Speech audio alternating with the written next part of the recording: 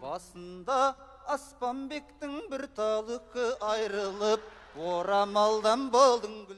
Аспанбек, қастың қара шашыңыз, майда қоңыр жайдарлы мінезіңіз ай.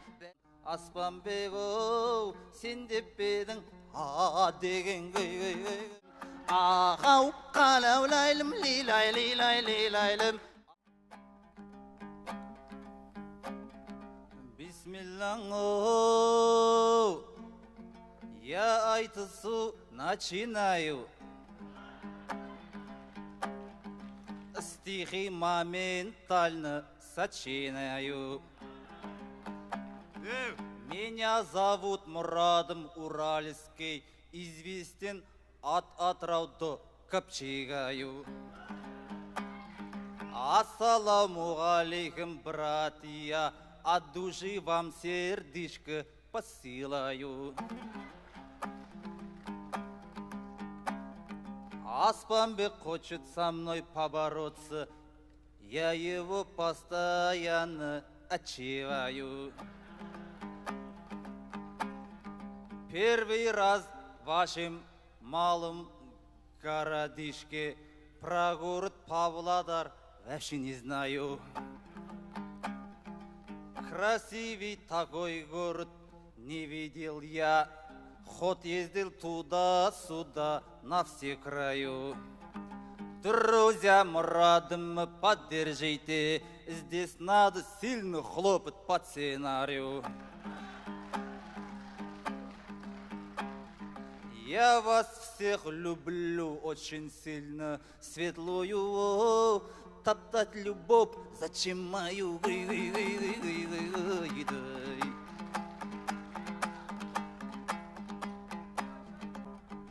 Айтыс деп келіп қалдым променадқа, мен түгіл келіпті ғой мәринатта. Табиғи ақындарды алдыртырып, жатсыңдар айтыс жасап табиғатта. Алланың қалауымен уақыт бопты, қайраткер ақын Арман Қанибратқа. Мешіттен оқып шығарып жаназасын, жерледің сәйкесінше шариғатқа. Алдынан жарылқасын ағамыздың, сіздердей көңіл айтам жамиғатқа. Және де алғысымды білдіремін, ақ келін айналайын Замироққа. Бастық боп облыстық мәдениетке, аспанға жасап жатқан полировка. Сахналық сыртқы киім тігіп беріп, мың жерлеріне жапсырыпты тонировка. Замирок аман болса әлі талай, шапандар шаң басадау гардеробта. Ноп-новый шапаныңды ақша қарға киюге о, берсей шертең Новый годта.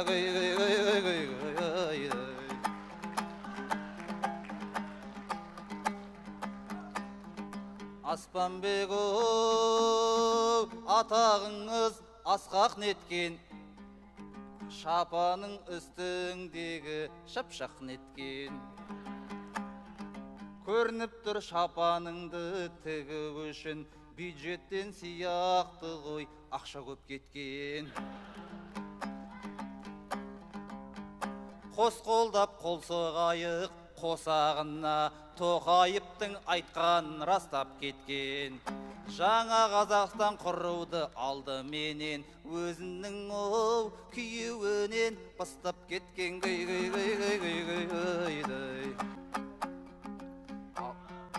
Басында Аспанбектің бір талықы айрылып, орамалдан болдың күлкі, болдың күлкі. Алмасаң Павлодарды қазақшалай келеді, қай жеріңнен ойын күлкі.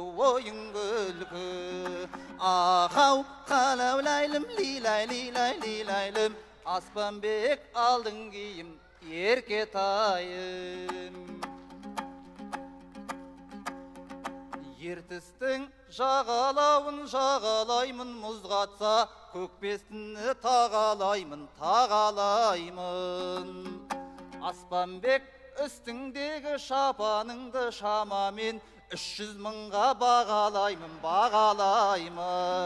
Ағау қалаулайлым, лилай, лилай, лилайлым, Аспанбек кезегіңді ал, еркетайым.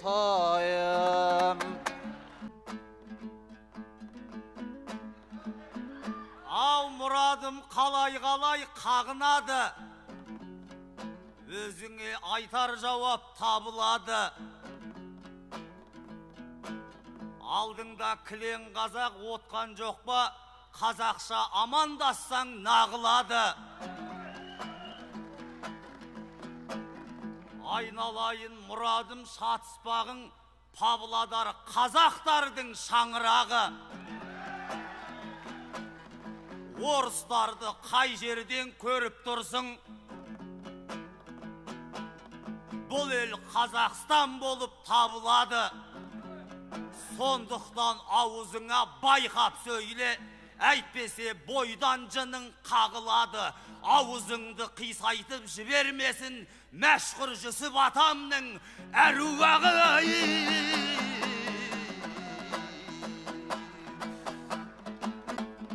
Ау әркімге туған жерім Мысыр деген, бұл ел мені самғаған құсым деген. Сондықтан орыстармен шатыстырма, бұл елді мен қорғаймын күшімменен. Сен орыстың еліне келген жоқсың, бір құдайдан басқаға кішірмеген. Шәкен Аймановтың келдің ауылына, осыны жан екенсің түсінбеген. Советтің қаны тамып тұрған кезде Ленин жайлы бір кино түсірмеген. Мынаны айтысқа кім қосып салған, өзім едім алдыңнан тосып салған. Сондықтан орыстармен шатыстырма, бұл елге қазақи бесік салған. Орыстың мекеніне келген жоқсың, бұл ел қазақылыққа көшіп салған. Мұса Мырзаның келдің ауылына, Санкт-Петербургқа мешіт салған.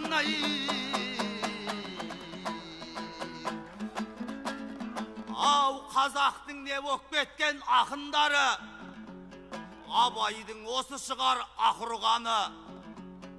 Келе салып, орысша сөздер айтып, сөз айттың реперлардың сапындағы. Кішкене көзіңізді ашып қойсай, біз жақта қазақ болып жатыр бәрі. Мысалы Сұлтан Махмұт менің атам университетімізді тақымдады. Бір барсаң Жүсіпбектің театрына, басыңның жазылар ет зақымдары. Бұл елден кинотеатр атын алған қазақтың Шәкен деген ақылманы. Кеше ғана біз аштық бір мектепті, Әлихан Бөкейханов атындағы. Павлодар біз жаққа Әлихандар келіп жатыр, қалаты ауысуға да жақындады. Сондықтан елдің рухын көтеретін өлең айтшы жүректен атылғалы.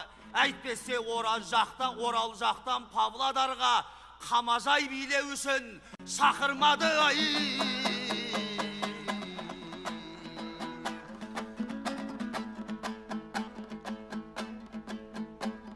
Ау біз оңай алынатын белемеспіз, сен секілді балаларға тең емеспіз.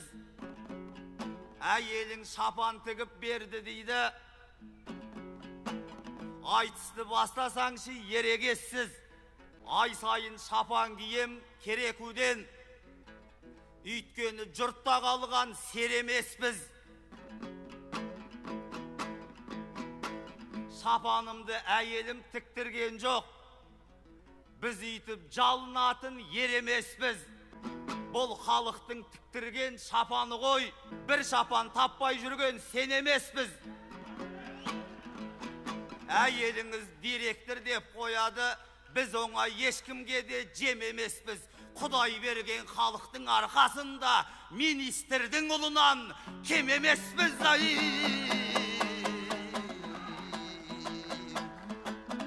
Ау ұлдары қара тасты тершилеген, қызының етегінен жел сүймеген. Павлодар дейтұғын қаламыз біз, өте тату тұратын көршіменен. Қалайша мен алмайын ағаларым, тағы бір шапан киіп көрсей деген. Кеше ғана өзіңді күтіп алып, таңғы шайыңды бердім мерсименен.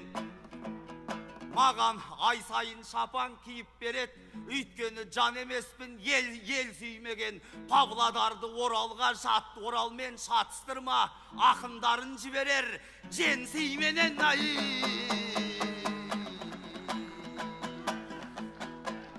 Халқымды ғана жырлаймын, қайранда дәурен өтсе де. Әйелімді айтпай ақ қойғын, сөзіме отсаң бексене. Мен құсап жүрген білесің, жаяу мұса баянда сал бір жандар көкшеде. Еркектіңізді төрде қой, әйелдіңізді өкшеде. Ол өзінің еңбегі қандай биікке жетсе де, кеше өзің білесің, Айзададай ханымым сендерді күтіп алып ет, уақыты босқа өтсе де. Біздің елдің қыздары иіліп тұрат еркекке қандай қызмет етсе де, зам директоры болмақ түгілі зам әкім болып кетсе де.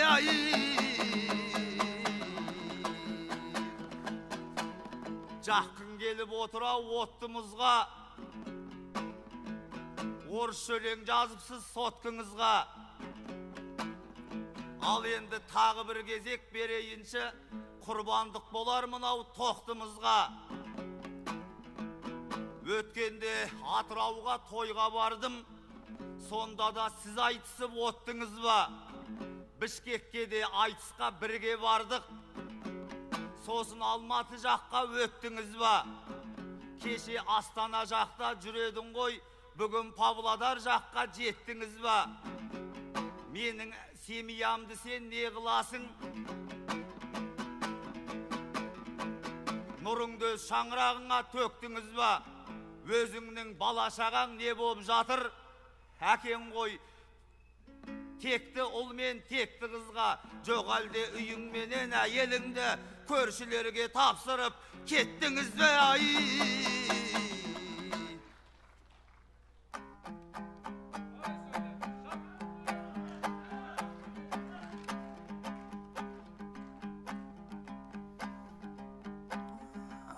Адамның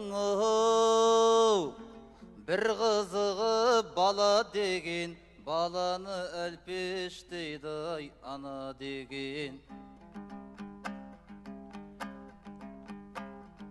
Кеткелі үйден шығып мен айтысқа, бір жұма уақыт бопты шамаменен. Шақырған жерден қалма демейді ме, шақырған айтыстарға бара берем. Тапсырдым бір Құдайға отбасымды, Алланы жеткілікті пана көрем. Үй үшін әркімге бір тапсыратын, Аспанбек оу, сен деп бедің деген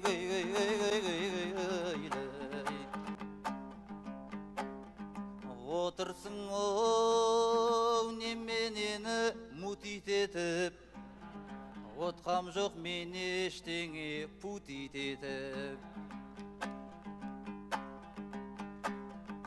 Кісіні жерден алып жерге салдың, орысша айт сөйлеп едім чутит етіп. Әйеліңнің әперген ақшапанын халқа әперді деп өтірік айтпа купит етіп. Менімен қалжыңдасып айтсаңшы, саясат-оу, соға бермей тупит етіп.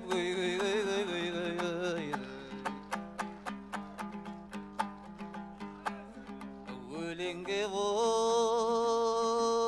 қызыл тілім жорғаласын, таңдайдан тәтті сөзім сорғаласын. Шапансыз кеп отсың деп сақынаға, Аспанбек неменеңе долданасың. Жақсы адам сыйлы жыртық киімменде, көпшілік киіміме оң қарасын. Қайтейін көрген күнің осағайын, директор-оу, әйеліңіз болмағасын.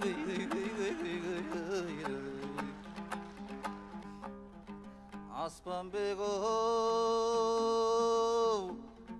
жұмыртқадан жүңғыр қышым, өленті шідертісің, бұлдыртысың. Атақты көкпар шекен қайнатаңыз, Құдайым беріпті дейд тілдің күшін. Ауқатты адам екен аудандағы, далада жайып отқан мың жылқысын.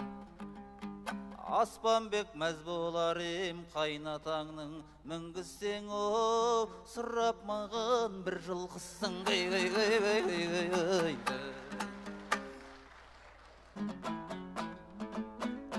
Ау, мен мұны қыран десем тотым екен, әлде ерте қартайған сопым екен. Келе сап бір жылқыңды берші дейші, мұнауың сұрамшақтың өкіл екен. Малды көріп қойғанмен, ашық көзі бірақта көкірегі соқыр екен. Еркек деген қарағай болғанменен бұл халықтың жолында отын екен. Естідің торғай жақта қандай жағдай,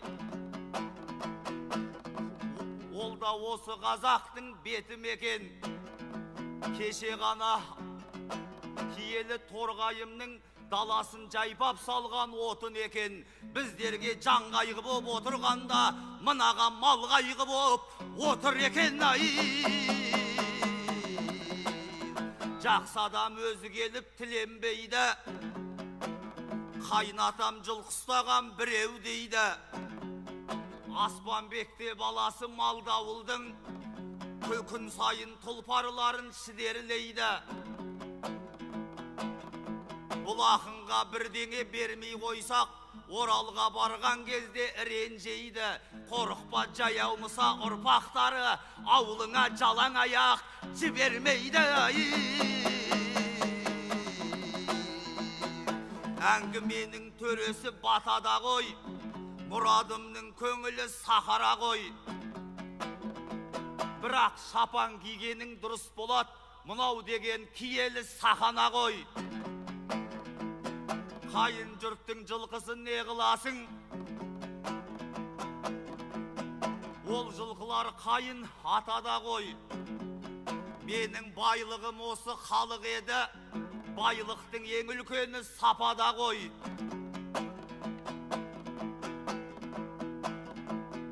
Әйеліміз директор болмағасын деген сөзді сырт жаққа апара ғой. Дүние дегеніңіз өтер кетер, бастысы өлмей тұғын батада ғой. Жұмыста президент боп жүргендерде, үйіне барған кезде атана ғой.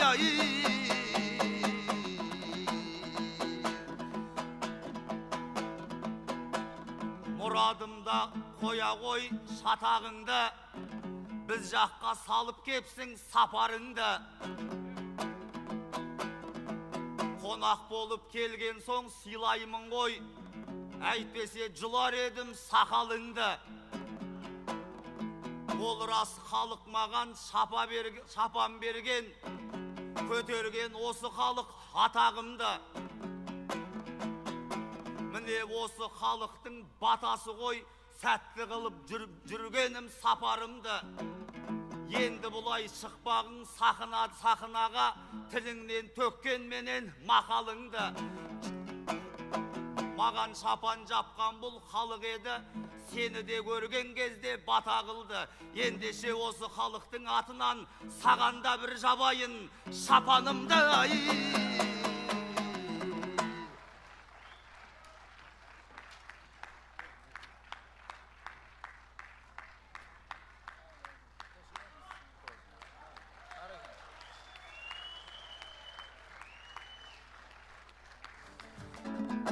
Ау шапанның ақын болдың, бетін көрген. Енді өнерге ұқсадың, өкіл керуен. Ақтақияңмен жарасып жүре берсін, күнді осылай айқасып отыр мен. Көк шапанды жаныңнан тастамағың, қазақтың көк байрағы секілденген ай.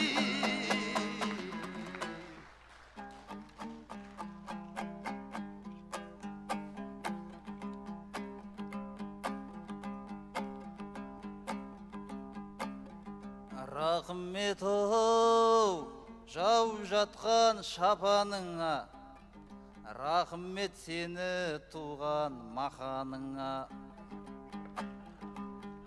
Оп-оңай құтылдың ғой шапан менен, атаңнан келіп едім ат алуға. Бұйырса ауылыма аман жетсем, жабамын оу, шапаныңды бақаныма.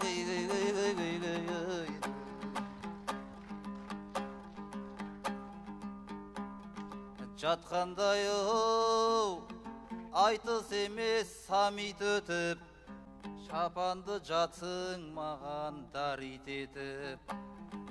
Қостанайдағы өртті де айтып кеттің, ол жақта орман жатыр гарит етіп. Сол жаққа аудармақпыз жүлдемізді, жүлдеңді қап жүрмесен жалит етіп. Ағайын Аспанбек деп шулай бермей мағанда оу, отсаңдаршы балит етіп. Ақындар уақытта келіп қалды, қорытындылап айтсайық.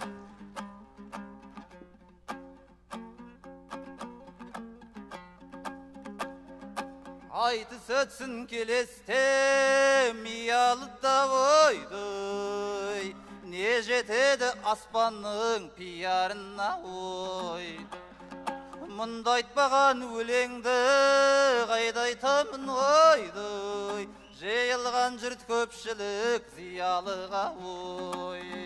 Үкіл аспан қастың қара шашыңыз, майда қоңыр жайдарлы мінезіңіз ай. Айтысымыз қалғандай тамамдасып қойдой, орнымыздан тұрайық амандасып ай. Ауылым алыс кеткенде беу қарағым ойдой, телефоннан тұрарсың хабарласып ой. Үкіл аспан қастың қара шашыңыз, майда қоңыр жайдарлы мінезіңіз ай. Аспанбек қастың қара шашыңыз, майда қоңыр жайдарлы мінезіңіз ай. Бір театр екенсіз, бір өзіңіз ай.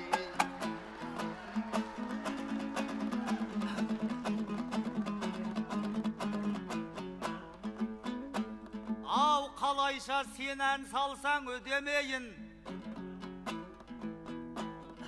бірақ та мылтығымды тіремейін.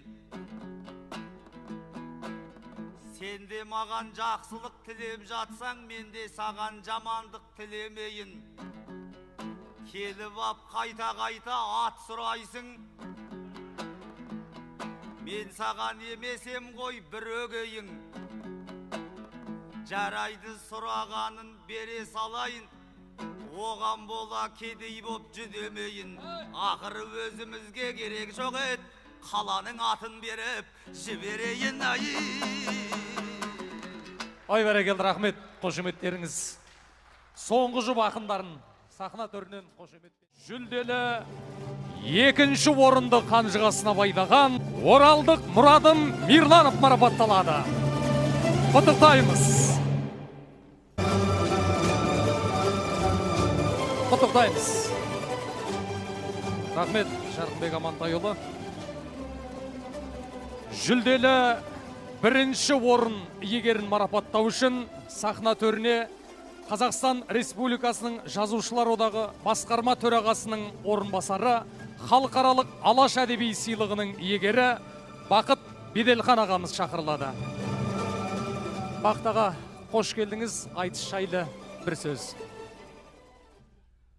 Армысыздар, қадірлі өнерсүйер қауым.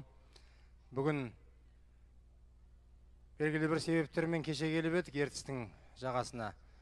Бүгін арқасынан найзағай ойнап, қанатынан жыр төгіліп, маңдайынан тер төгіліп, таңдайынан сөз төгіліп, додаға түскен мынандай айтыскер ақындардың аламанына куә болып отырмын. Таң тамаша болып, риза болып отырмыз.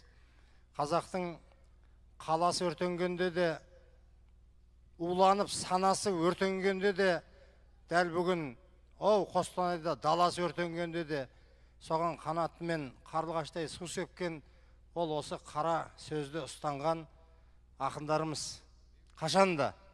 Сондықтан да бүгін де сол Қостанайға өз жүлделерін, өзінің сөз құдіретін деп сезініп, ар жақтағы Алаштың бір қабырғасын өрт шалып атқанда соған қанатымен су сеуіп атқан дәл осындай хас таланттар үшін бір қол соғып қойға болады.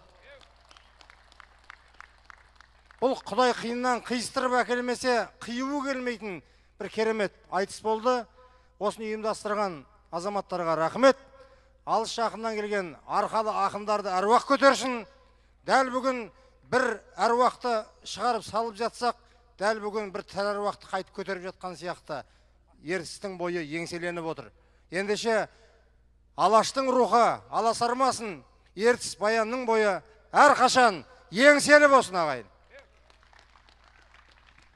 Рахмет, Бақыт аға. Ендеше айбыны биік Атазаң атты республикалық ақындар айтысына қатысып, ұлттық өнердің абыройын асырып, талантымен тамсандырған бірінші орын иегері Баянауылдық Аспанбек Шұғатаев. Рахмет.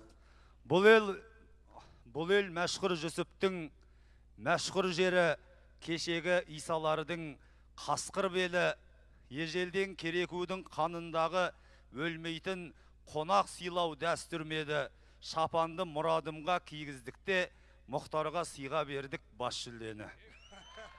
Ассалаумағалейкум, қадірменді ағайындар. Бүгінгі жырдың кеші, бүгінгі өлеңнің күні құтты болсын. Қазақ қасіретте де, қайғыда да, аштықта да, тоқтықта да, барлықта да, жоқтықта да, Абай атамыз айтпақшы, туғанда дүниесігін ашады өлеңмен, қара жерге кірер денең демекші, осы өлеңмен жүрген қай жерде де. Ешкім айталмайды, ойбай Қостанайда қасірет болып жатқанда келіп ән салатындай несі бар еді деп, осы жердегі әрбір ақын, барлық осы 10 ақынның 10-ы да айтып шықты. Біздің сол жақтағы ағайынмен ықыласымыз бір, ниетіміз бір деп, көгеннен өлеңді биік қойып, алған жүлделерін де сол жаққа жіберейік деді. Соның барлығы сіздермен бір 20 минут дидарласып, сіздердің ықылас ниет, қошеметтеріңізді есту үшін ғана істелініп жатқан нәрсе. Сондықтан осы ақындарға мыңда бір рахмет, бүгін осында ерлік жасап жатқан. Осы айтысты ұйымдастырушыларға да көптен көп рахмет. Кешеден бері айтып жатыр, анау келгенде 30 мың адам жиналады, мынау келгенде 20 мың адам жиналады деп. Біз көп емеспіз, бірақ көп емес болсақ та жоқ емеспіз, Құдайға шүкір, бармыз. Бүгін 1000 жиналасыздар, ертең тағы бір айтыс жасса 2000 жиналасыздар. Сонымен 1-2 жылдың ішінде осы жерде 20 мың адам айтысқа да жиналатын уақыт келеді, Алла қаласа, Құдай қаласа. Көпті көрсе көл дейді. Сіздерді осындай рухани азықтарыңыздан, ұлттық қазыналарыңыздан еш қашан айырмасын. Енді бас жүлдені бір тығып жасырып айтатын емес. Бүгін не нәрсе көп бірінші рет болып тұр. Өмірімде қанша осымен сахнада отырып айтысқанда өз қолыммен Мұхтар Ниязовқа бас жүлде беремін деп ойламаппын ешқашан. Бүгінгі айтыстың жеңімпазы, сырдың сүлейі, ақындардың дүлейі Мұхтар Ниязов, құтты болсын.